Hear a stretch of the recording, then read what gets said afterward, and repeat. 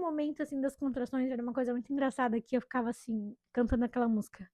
Nossa, bateu uma onda forte. Tô vendo um macaco em cima do poste. Caramba! Eu finalmente vim trazer o meu relato de parto aqui para vocês. Demorei muito tempo para gravar. Isabela vai fazer 4 meses. Oh, meu Deus, foi minha cachorra que derrubou. Eu tive 2 partos anteriores, 2 cesáreas. A primeira cesárea aconteceu durante o trabalho de parto. Dilatei os 10 centímetros no parto do meu primeiro filho. E após 3 horas ali no expulsivo, ele realmente não descia.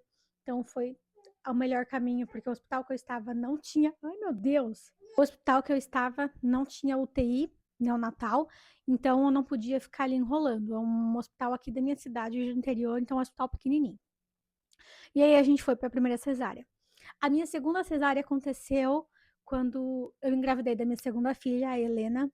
Só que com 29 semanas e 6 dias de gestação, ela acabou falecendo dentro da minha barriga por conta de uma pré-eclâmpsia silenciosa. Eu falo entre aspas silenciosas porque ela deu indícios, porém a médica acabou ignorando. E aí eu entrei na minha segunda cesariana por opção, porque eu não queria ficar lá no hospital induzindo parto, passando por todo o sofrimento, sendo que eu não teria o bebê comigo em casa. E é um assunto para outro vídeo. E aí, eu queria ter meu parto cura da Isabela, era uma gravidez de alto risco, foi uma gravidez de alto risco, porque eu tenho trombofilia, eu tenho pressão alta na gravidez, e eu queria muito eu tenho um sonho de ter o parto normal. Então eu catei e procurei uma médica que me atendesse, que fizesse o parto normal depois de 2 cesarianas.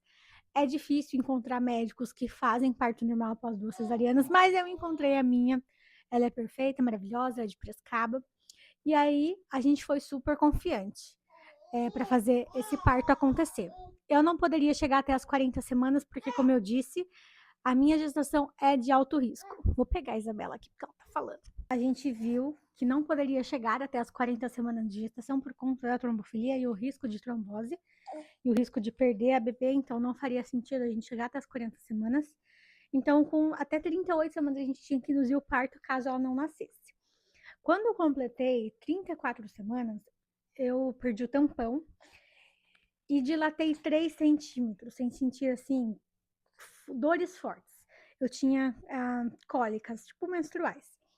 E aí, eu tive que tomar um remédio para amadurecer o pulmão, então eu tomei 2 doses de injeções para amadurecer o pulmão, para caso ela resolvesse nascer, mas eu não ficava fazendo exercício para tentar segurar o parto o mais próximo possível ali das 37 semanas, que é quando reduz o risco do bebê parar numa UTI.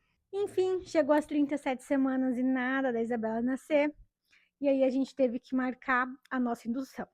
A Isabela estava prevista para o dia 18 de fevereiro, essa é a data provável do parto dela, mas quando eu completei 37 semanas, ali no dia 2 de fevereiro, a gente decidiu que era o momento de induzir.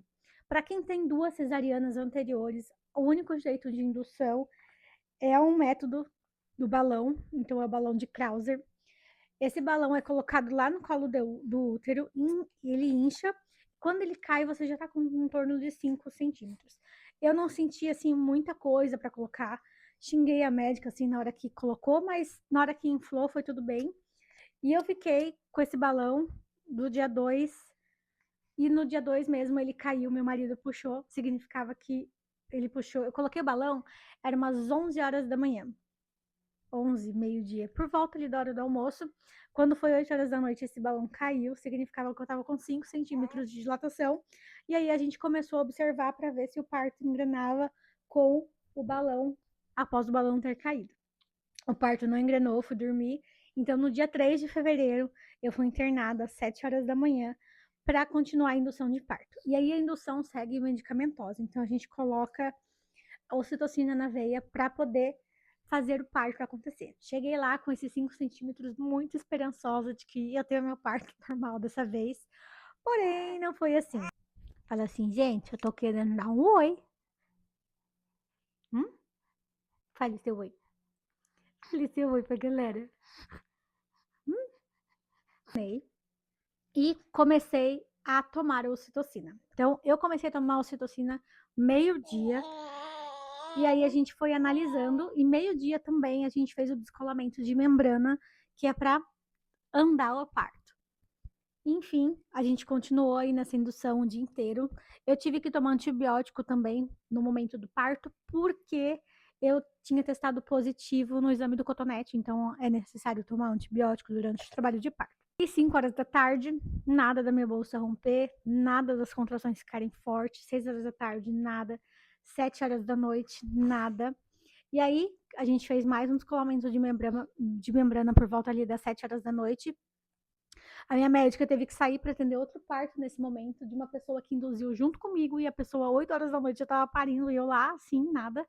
E aí eu dormi. Com 7 centímetros de dilatação, a médica fez um toque nesse horário. Eu já estava com 7 centímetros, mas eu não estava sentindo uma contração assim muito forte. Então eu fui dormir. E aí eu dormi até umas 10 horas da noite, que foi quando a minha médica voltou do outro parto e falou: agora chegou a nossa vez de descer para a sala de parto. E eu estava super animada. Então eu, meu marido e a doula descemos para a sala de parto. E lá na sala de parto a gente faria o rompimento da bolsa para o parto andar mais rápido. Chegamos lá na sala de parto, ali por volta das 10 horas da noite. Eu cheguei muito emotiva, porque foi o mesmo lugar que eu passei quando eu tive minha filha sem vida. Não sei explicar o sentimento, mas foi um déjà vu muito forte, mas eu estava lá por outro motivo, um motivo feliz. E aí, na hora de estourar a bolsa, minha gente, eu senti muita dor, assim, muita dor, foi surreal. Eu não conseguia deixar ela estourar a bolsa. E aí eu falei: me dá anestesia, porque eu não vou conseguir estourar a bolsa, ou não estoura a bolsa, eu não quero mais que estoure a bolsa, vamos parar por aqui agora. E assim, a contração não estava me doendo, o que estava doendo era o rompimento da bolsa. Então a gente fez uma anestesia ali, basicamente no local, para romper a bolsa, e rompemos a bolsa. Então a gente ficou ali no trabalho de parto, e como eu já tinha aplicado anestesia, eu aproveitei para descansar e fazer exercícios para dilatar mais rápido, porque eu continuava com 7 centímetros de dilatação. Então, quando a anestesia estava para passar, que ela dura em torno de 4 horas, então 10, 11, meia-noite, 1, 2 horas da manhã, a médica foi confirmar de novo o exame ali de toque. Eu estava com 7 centímetros ainda, porém, como que agora tinha estourado a bolsa, a gente acabou se deparando com outra coisa, um outro problema durante o trabalho de parto. A senhora Isabela estava com uma procedência de membro. O que significa isso? Significa que outro membro dela encaixou, ao invés da cabeça encaixar no canal ali, no colo do útero, né? Enfim, a médica colocou a mão, ela não sabia dizer se ela tinha virado e tinha ficado pélvica, ou seja, com o bumbum para baixo, ou se era outro membro ali, um pé que estava passando na frente, né? Enfim. E aí, com um toque ali, como estava anestesiada, ela conseguiu mexer bem, e a gente descobriu que era um braço. A enfermeira veio fazer um toque também, a enfermeira obstetra, para confirmar que era um braço.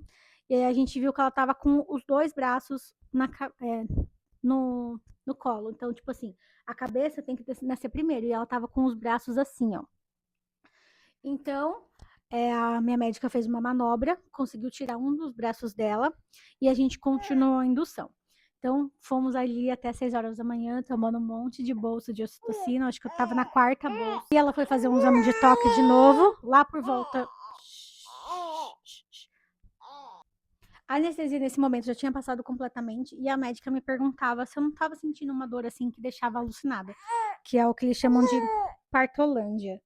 Ela perguntava assim: você não vai entrar na Portolândia, não?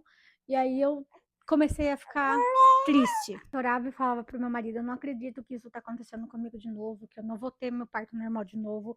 E todo mundo falava assim: não, Bia, pensa positivo, vai dar certo, ela vai tirar o braço, você vai dilatar mais. Só que assim, eu não sentia a dor que eles pediam pra sentir. Eu sentia a dor da contração, mas eu não sentia ela tão forte do jeito que eles falavam que eu tinha que sentir, sabe? Do jeito que 7 centímetros de dilatação as pessoas já estão sentindo. Eu não sentia essa dor. Então, quando foi por volta ali de umas 9h30 da manhã, a gente fez mais um exame de toque.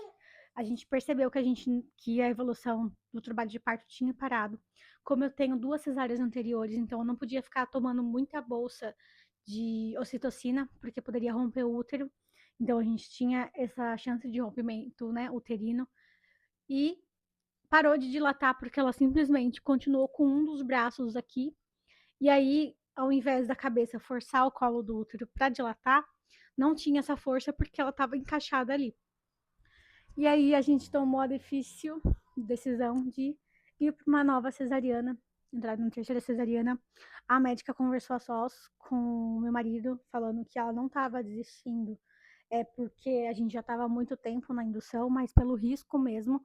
Lembrando que, como eu disse, eu sou uma gestante de alto risco, eu tinha 2 cesarianas anteriores, eu tenho trombofilia, então o meu risco de hemorragia é muito maior, porque eu tomava anticoagulante.